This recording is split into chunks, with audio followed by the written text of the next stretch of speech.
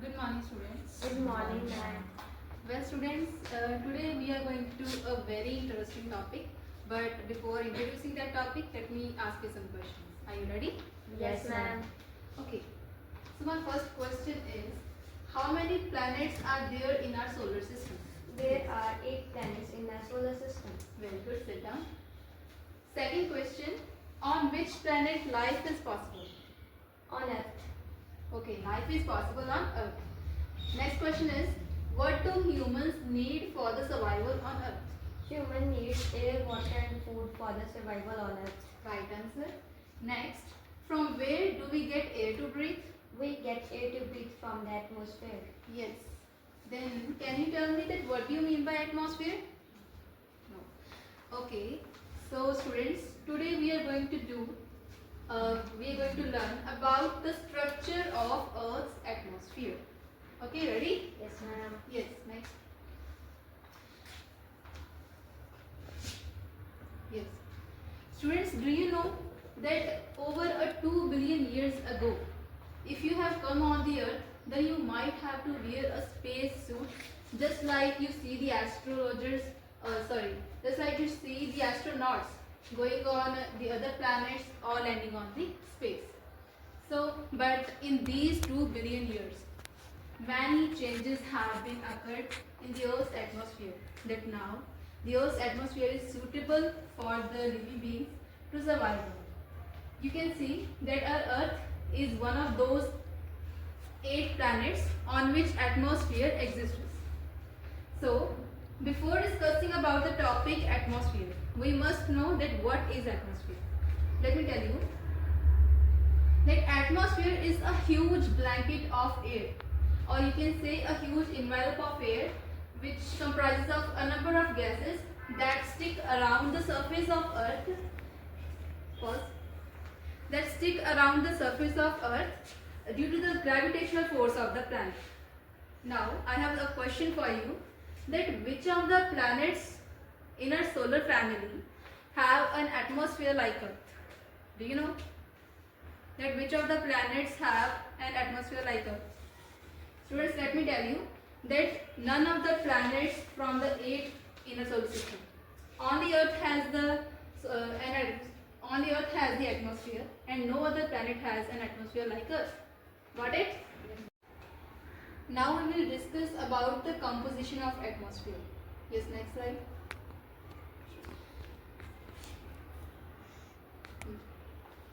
Okay, so we can see that if you talk about the composition of atmosphere, then along with the various gases, along with the presence of various gases, there are solid and liquid particles as well in the atmosphere, which combinedly form aerosols. Collectively they are known as aerosols. Now we will talk about the composition of gases, only gases. If we talk about gases up to 120 kilometer of height, only oxygen is found in negligible quantity. Yes, oxygen is found in negligible quantity, and also carbon dioxide and water vapors are also found only up to the height of 90 kilometers from the Earth's surface, and the remaining gases and the other gases are also present in negligible quantity. If we talk about nitrogen, nitrogen is the most abundant gas present in the atmosphere. It constitutes up to 78% of the atmosphere. Next is oxygen. Oxygen is the second most abundant gas present in the atmosphere, and it constitutes 21% of it. Next is carbon dioxide. Now, yes, there is one thing to notice, that naturally carbon dioxide is just a trace gas in the atmosphere. Trace gas means it is present in very little amount in the atmosphere. But in the recent decades, the amount of carbon dioxide has increased. Naturally, it is 0.02% amount, but in recent decades, as I have told you, that its amount has increased due to various anthropogenic emissions, which releases carbon dioxide constantly, and thus the amount of carbon dioxide has increased in the atmosphere. which is harmful for us. Now, as we have discussed about composition of atmosphere, I have some questions for you. Okay, which gas is most abundant in the atmosphere? Nitrogen is the most abundant gas in the atmosphere. Right answer, nitrogen. Next, what amount of oxygen gas is present in the atmosphere? 21%. 21%. What amount of carbon dioxide is present in the atmosphere? 0.02%. Right answer. Okay, sit down. Now we will discuss about layers of atmosphere. Next slide. It is a video. Mainly we can see that the earth has 5 layers.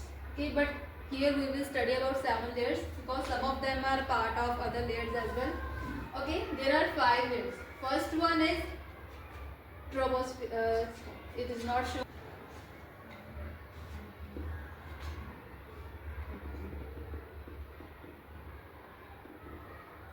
One is troposphere, which extends up to 8 to 15 kilometers from the Earth's surface. Okay. Then there is another fact that troposphere is wider at the equators, but as compared to the poles.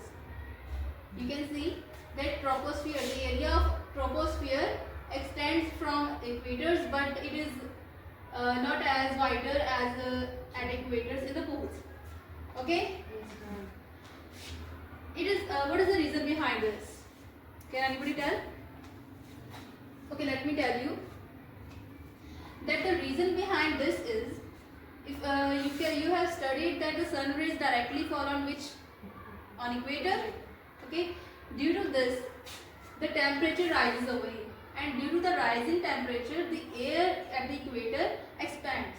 So that's why the air in the troposphere is wider at equators as compared to the poles.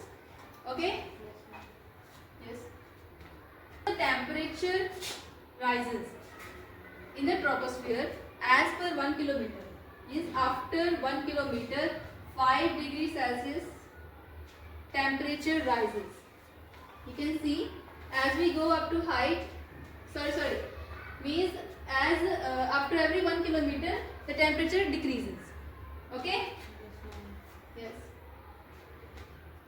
The temperature decreases, you can see over here. And this decrease of temperature is known as lapse rate. Also, troposphere is one of the most significant layers in the atmosphere. Okay? Why is it that? It is because most of the weather patterns, if we can see, most of the weather patterns like rainfall, fog, hailstorm, cyclones, all these weather patterns occur in which layer? Troposphere. So troposphere, as we can see, the troposphere plays a very important role in our planet's weather patterns and atmospheric dynamics. Now the next layer is stratosphere, and you can see that the transition zone between troposphere and stratosphere means this line is known as tropopause, which is known for its constant temperatures.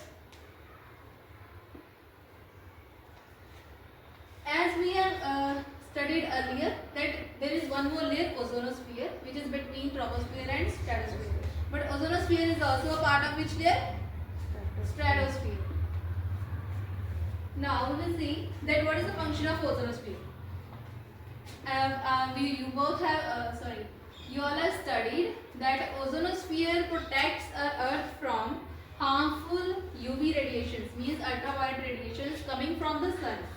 That's why, due to this reason, we also call ozonosphere sometimes as a living shield. It is also known as chemosphere.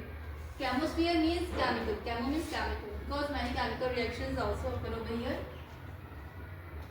As we have seen that in troposphere, after every 1 kilometer, 5 degrees Celsius temperature decreases, but it is opposite in ozonosphere. As we go 1 kilometer, after every 1 kilometer, 5 degrees Celsius increases. Why is it? Because Why is it? It is because the sun's UV radiations are absorbed by this layer, ozonosphere. That's why the temperature increases. Next layer is stratosphere. It extends from 11 to 50 kilometers in the atmosphere. It is in the starting. It also has constant temperatures, but as we go up after every kilometer, the temperature also increases in the stratosphere, just like in ozonosphere, because ozonosphere is also a part of it. So both have same functions, that as we go at some altitude, the temperature also increases. It is because of the ozone, because it absorbs sun's UV radiations, which are then radiated by it. That's why the temperature increases. Okay, as we saw in the troposphere that all the weather phenomena occur in troposphere, but in stratosphere, in the lower part, in the lower stratosphere, no weather phenomena occurs over here. Due to this, it provides very ideal conditions for the aeroplanes.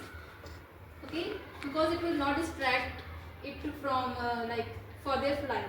So it is an ideal condition for the aeroplanes. That's why all the flights occur in the lower stratosphere. Okay, the next layer is stratopause. Sorry, not the next layer, but the uppermost layer of the stratosphere is known as stratopause, which is the transition zone between stratosphere and mesosphere. Okay. Okay, as we have seen that in the stratosphere, as we go up, the temperature increases. Now the next layer is mesosphere, which extends from 50 kilometers to 85 kilometers. Okay, now we will study about it. That in this region, the temperature falls gradually, means opposite to stratosphere. In stratosphere, temperature increases gradually, but in mesosphere it is opposite. Yes, that gradually the temperature falls and reaches at up to minus 100 degrees Celsius at an altitude of 80 kilometers. Even in the minus 100 degrees Celsius, you can see that the temperature quite decreases over here. The next property, very important property of mesosphere is this, that it protects our Earth. It protects the Earth from the incoming meteors, because these incoming meteors burn up in this layer due to the friction in this layer. It burns up, and that's how our Earth is protected from the meteors. Next layer you can see is thermosphere, known for its rapid increase in temperature. Yes, as we go up, the temperature increases rapidly in this layer. But surprisingly, you can see that despite such high temperatures, it does not feel that hot there. What is the reason behind this? Because of the extremely low pressure. Because going up to this layer, the air atmosphere, the air becomes very thin in this layer. That's why the pressure is quite low in this layer, and that's why that is the reason that it does not feel that hot in this layer. Which layer? Thermosphere. Also, in the lower part of the thermosphere, many international satellites are placed in the lower part of the thermosphere. Also, there is one significant property of thermosphere, that auroras, northern and southern lights, also appear in this layer. These are colorful lights we see in the sky. These are called auroras, which appear in thermosphere. There is one more layer, ionosphere. It is between mesosphere and thermosphere, but ionosphere is a part of thermosphere. Okay, ionosphere is known for its electrically charged particles, because it has a property of ionization of atoms. Got it? Yes. We have studied that it is a part of thermosphere, lower thermosphere. It has given the name ionosphere. Why? Because it has a different property, that it ionizes the atoms. That's why it is given the name of ionosphere. Also, it has a function that that when the signals, radio transmission signals, are sent from Earth's surface in the sky, it is this layer that sends it back to the Earth. That's how that Earth gets signals, and we can get a long long-distance radio communication on the Earth's surface. It is due to which layer? Ionosphere. Because it turns back those radio transmission signals. Radio or wireless communication is helpful due to this layer. Also, you can see that the temperature of ionosphere also increases because it is a part of thermosphere. So it has the same property like thermosphere, that the temperature increases. Last layer is exosphere, which extends from 60 kilometers to the space, like to the 10,000 kilometers. It touches the outer space. Okay, the layer which touches the outer space is which layer? Exosphere. Okay, it has very light-weighted gases like hydrogen, helium. You can see exosphere has very light-weighted gases like hydrogen and helium. So also many satellites are placed in this layer which revolves around the planet. So this was all about the layers of atmosphere. Have you got it? If you have any doubt, you can ask me. Next slide. If you have any doubt? No? Okay, then I have some questions for you if you have any doubt. Okay, my first question is, our atmosphere is divided into how many layers? 5, right answer. Next. Density of the Earth's atmosphere is highest in which layer? Mesosphere. Density of Earth's atmosphere is highest in troposphere. Okay. I didn't teach you, but you have to remind this later. Ozone layer depletion is a major phenomenon in which layer? Stratosphere. Stratosphere, right. Which is the coldest layer of the atmosphere? Coldest layer. It is mesosphere. Okay. I have taught you. Please, previous slide. This one. Okay. I taught you that in the stratosphere temperature rises, but mesosphere was opposite to stratosphere, which means as we go up temperature decreases, and the most coldest temperature are found in this layer. Which one? Mesosphere. Next slide. Sure. Which is the warmest layer of the temperature? Of the atmosphere. Warmest layer. Although stratosphere is known for its warm temperatures, but the warmest layer is thermosphere. I taught you that listen one more time. The most coldest temperatures are found in mesosphere, and the most warmest temperatures are found in which layer? Thermosphere. These two facts you have to learn about them. Next. Okay, the atmospheric layer farthest from the Earth's surface is known as Exosphere. Exosphere is the farthest layer. Okay. So this was all about the layers of atmosphere. Now I would like you to draw a chart of layers of atmosphere, and then you have to label the important facts of each layer on it. Okay.